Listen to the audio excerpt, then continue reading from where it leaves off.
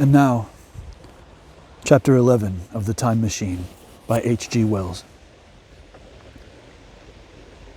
I have already told you of the sickness and confusion that comes with time traveling, and this time I was not seated properly in the saddle but sideways and in an unstable fashion. For an indefinite time I clung to the machine as it swayed and vibrated, quite unheeding how I went, and when I brought myself to look at the dials again I was amazed to find where I had arrived. One dial records days, and another thousands of days, another millions of days, and another thousands of millions. Now, instead of reversing the levers, I had pulled them over so as to go forward with them. And when I came to look at these indicators, I found that the thousands hand was sweeping round as fast as the seconds hand of a watch into futurity. As I drove on, a peculiar change crept over the appearance of things.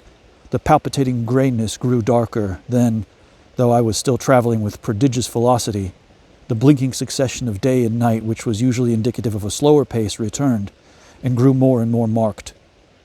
This puzzled me very much at first.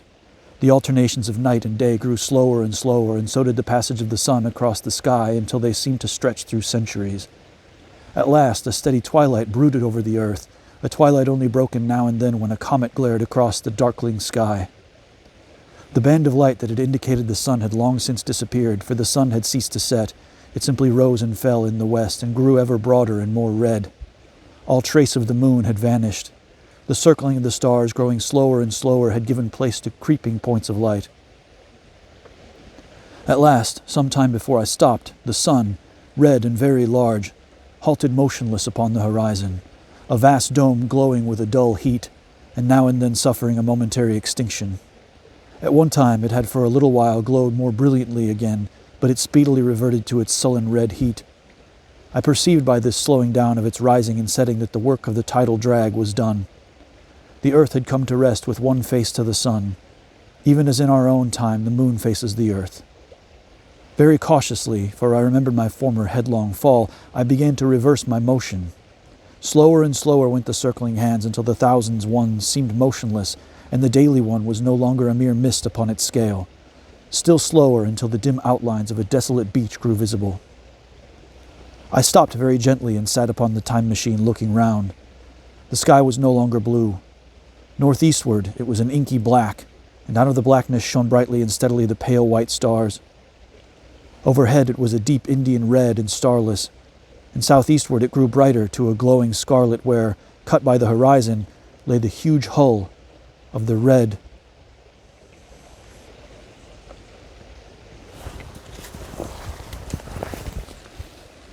Overhead, it was a deep red and starless, and southeastward it grew brighter to a glowing scarlet where, cut by the horizon, lay the huge hull of the sun, red and motionless.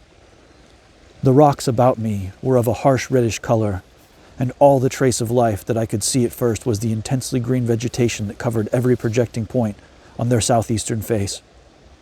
It was the same rich green that one sees on forest moss or on the lichen in caves, plants which like these grow in a perpetual twilight. The machine was standing on a sloping beach. The sea stretched away to the southwest to rise into a sharp bright horizon against the wan sky. There were no breakers and no waves, for not a breath of wind was stirring. Only a slight oily swell rose and fell like a gentle breathing, and showed that the eternal sea was still moving and living. And along the margin where the water sometimes broke was a thick incrustation of salt, pink under the lurid sky. There was a sense of oppression in my head, and I noticed that I was breathing very fast. The sensation reminded me of my only experience of mountaineering, and from that I judged the air to be more rarefied than it is now. Far away, up the desolate slope, I heard a harsh scream, and saw a thing like a huge white butterfly go slanting and fluttering up into the sky and, circling, disappear over some low hillocks beyond. The sound of its voice was so dismal that I shivered and seated myself more firmly upon the machine. Looking round me again, I saw that, quite near, what I had taken to be a reddish mass of rock was moving slowly towards me. Then I saw the thing was really a monstrous crab-like creature. Can you imagine a crab as large as yonder table, with its many legs moving slowly and uncertainly, its big claws swaying, its long antennae like carters' whips, waving and feeling, and its stalked eyes gleaming at you on either side of its metallic front? Its back was corrugated and ornamented with ungainly bosses, and a greenish incrustation blotched it here and there. I could see the many palps of its complicated mouth flickering and feeling as it moved. As I stared at this sinister apparition crawling towards me, I felt a tickling on my cheek, as though a fly had lighted there. I tried to brush it away with my hand, but in a moment it returned, and almost immediately came another by my ear. I struck at this and caught something thread-like. It was drawn swiftly out of my hand. With a frightful qualm, I turned, and I saw that I had grasped the antennae of another monster crab that had just stood behind me. Its evil eyes were wriggling on their stalks, its mouth was all alive with appetite, and its vast, ungainly claws, smeared with an algal slime, were descending upon me. In a moment my hand was on the lever, and I had placed a month between myself and these monsters. But I was still on the same beach, and I saw them distinctly now as soon as I stopped. Dozens of them seemed to be crawling here and there in the somber light, among the foliated sheets of intense green. I cannot convey the sense of abominable desolation that hung over the world.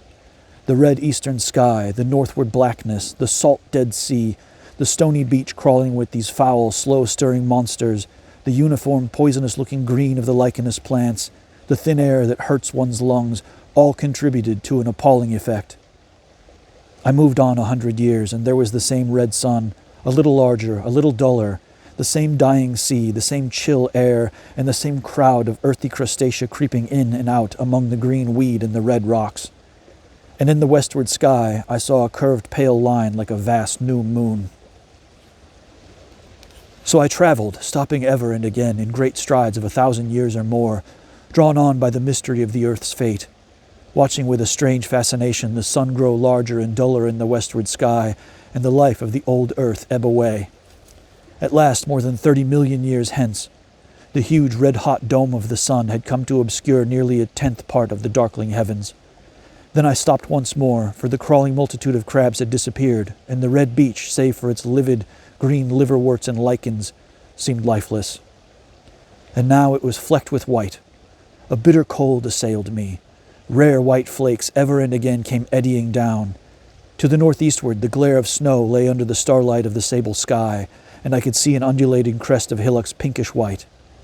There were fringes of ice along the sea margin, with drifting masses further out, but the main expanse of that salt ocean, all bloody under the eternal sunset, was still unfrozen. I looked about me to see if any traces of animal life remained. A certain indefinable apprehension still kept me in the saddle of the machine, but I saw nothing moving in earth or sky or sea. The green slime on the rocks alone testified that life was not extinct. A shallow sandbank had appeared in the sea, and the water had receded from the beach. I fancied I saw some black object flopping about upon this bank, but it became motionless as I looked at it, and I judged that my eye had been deceived, and that the black object was merely a rock. The stars in the sky were intensely bright, and seemed to me to twinkle very little. Suddenly I noticed that the circular westward outline of the sun had changed, that a concavity, a bay, had appeared in the curve. I saw this grow larger. For a minute, perhaps, I stared, aghast at this blackness that was creeping over the day, and then I realized that an eclipse was beginning. Either the moon or the planet Mercury was passing across the sun's disk. Naturally, at first, I took it to be the moon, but there is much to incline me to believe that what I really saw was the transit of an inner planet passing very near to the earth. The darkness grew apace. A cold wind began to blow in freshening gusts from the east, and the showering white flakes in the air increased in number. From the edge of the sea came a ripple and whisper. Beyond these lifeless sounds, the world was silent. Silent? It would be hard to convey the stillness of it. All the sounds of man, the bleating of sheep, the cries of birds, the hum of insects, the stir that makes the background of our lives, all that was over. As the darkness thickened, the eddying flakes grew more abundant, dancing before my eyes, and the cold of the air more intense. At last, one by one, swiftly one after the other, the white peaks of the distant hills vanished into blackness. The breeze rose to a moaning wind. I saw the black central shadow of the eclipse sweeping towards me. In another moment, the pale stars alone were visible. All else was rayless obscurity. The sky was absolutely black. A horror of this great darkness came on me. The cold that smote to my marrow and the pain I felt in breathing overcame me. I shivered and a deadly nausea seized me. Then, like a red-hot bow in the sky, appeared the edge of the sun. I got off the machine to recover myself. I felt giddy and incapable of facing the return journey. As I stood sick and confused, I saw again the moving thing upon the shoal. There was no mistake now that it was a moving thing against the red water of the sea. It was a round thing, the size of a football perhaps, or it may be bigger, and tentacles trailed down from it. It seemed black against the weltering blood-red water, and it was hopping fitfully about. Then I felt I was fainting, but a terrible dread of lying helpless in that remote and awful twilight sustained me while I clambered upon the saddle.